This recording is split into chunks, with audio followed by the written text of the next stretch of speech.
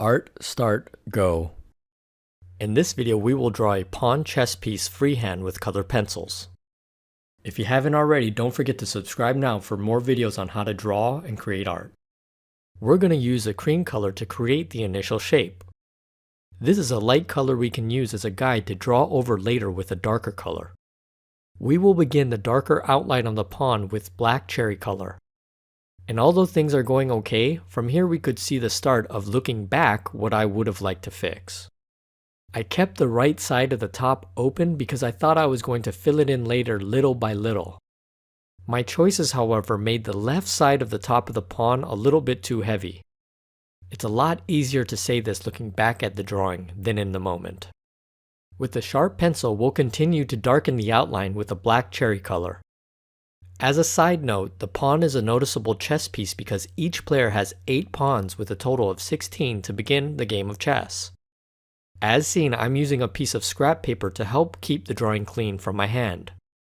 A dark umber color was used to lightly shade the inside of the pawn.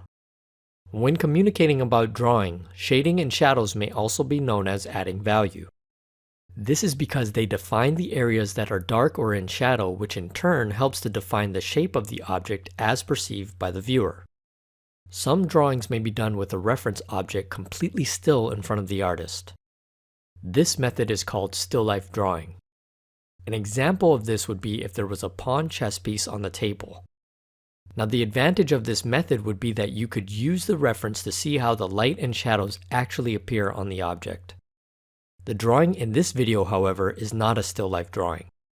So rather than using a real chess piece to reference for shadows or value, keeping with the freehand theme, I am making choices based on my own aesthetics. We will then continue to darken shadows and add more value. To finish a drawing, let's just keep darkening and defining the edges with a sharp pencil.